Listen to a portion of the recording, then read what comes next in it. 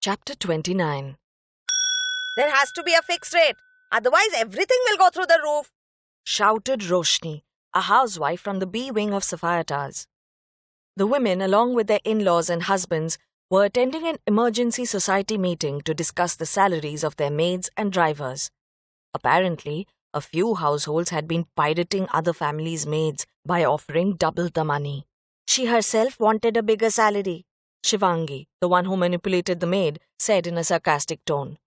They stood on two sides of the large party hall facing a desk with society-elected representatives who would meditate and settle the issue at hand. 15 grand for a full-timer is just bloody too much, Roshni said.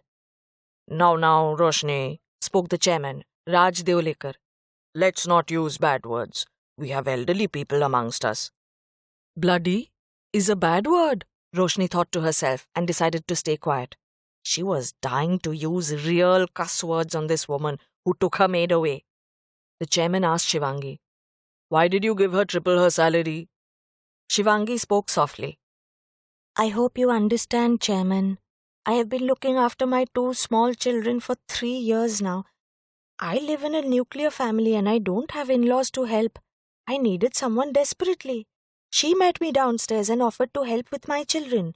She herself said she was doing too much work at Roshni's house and wanted to leave. Oye, chup kar! Roshni shouted. You went to her in the play area and offered her 15 grand. She didn't approach you. Now, Roshni, the chairman spoke. Roshni felt like throwing a shoe at him every time he began his sentence with now. Why was the chairman taking this woman's side? Was it her fault that she was managing her house well, with the help of the maid that she had found first? Maybe it was the boobs. Shivangi definitely had better boobs than Roshni. That's why the bloody chairman was taking her side. The maid sleeps half the day, Mr. Chairman, Roshni reasoned. I have a cleaning buy and a dog walker. If I start giving 15 grand to each of them, what will my family eat? Onion now costs 80 rupees a kilo. Roshni only had to say that, and she captured the hearts of the society members. Talk about food prices. Everyone could relate to that. Even Geeta and her friends, until then sitting at the back row, uninterested, suddenly engaged. I agree with Roshni, Sarita said and stood up. If we keep increasing the salaries and poaching each other's maids, what security do we have? Just because one family can afford it and another cannot, doesn't mean the rest of us have to manage without maids. What about the drivers? Amitabh chimed in. Do we fire the driver who was caught smoking weed? Then what happens to the person who needs a driver? He'll have to look from the lot that is already there, obviously by giving him a bigger salary. The secretary said, We've already removed Ramu from the building. Anybody who had employed him, please submit your names. We shall try and find you a replacement. He had been harassing flat owners in the A wing about giving him more money and had even threatened to harm them. They were shocked, though a few men snorted because the society had not found them a replacement. They also secretly held a grudge against the family in A1602. They were sure they were simply making up stories about Ramu, who was to them a faithful driver. Could we please go back to the issue of maids? Shivangi asked. She didn't know what she would do if the maid was forced to go back to Roshni's house. She could afford the 15 grand and was extremely happy with the maid services. The chairman cleared his throat. I think we need to fix the cap at 500 rupees for every task.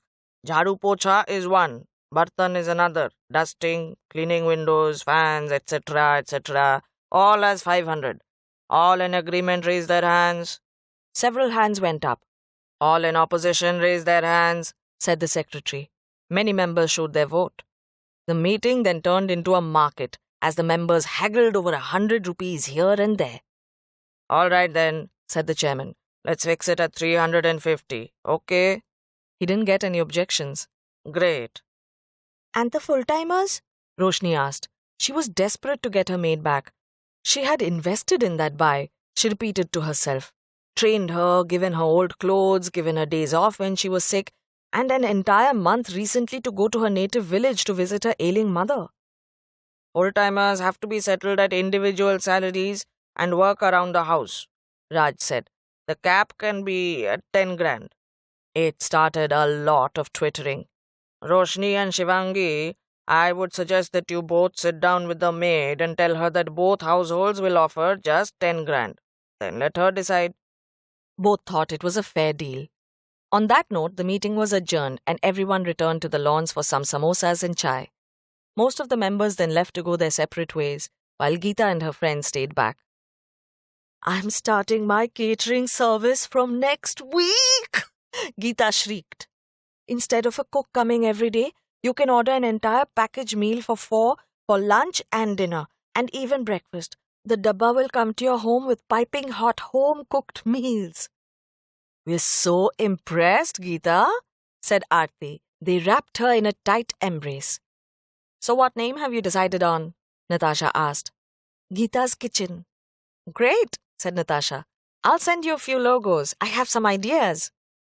That would be nice, thanks. She still hadn't been able to make eye contact with Natasha after that afternoon when she caught her in the staircase after having sex with Sahil. But she sure could use her friend's help. She also wanted to figure out a way to do some profit sharing with them if they helped her market it well. Hey, come over for some karaoke tonight, Aarti said. Bring the husbands. It's Amitabh's birthday tomorrow. I'll get him a cake and we can sing in his birthday. That's a great idea, Geeta said. But I don't think Shailesh will come. Just come alone then, Aarti said. But I can't sing, Natasha said. Who cares, Aarti said. Even I can't. We'll just all bray together. They all laughed. It'll be a surprise for Amitabh. The girls were excited. They always looked forward to their gatherings, whether with simple tea and snacks or something more fancy. Last weekend they had a chow mein and dosa party on the refuge floor, for no particular reason at all. Birthdays are a given.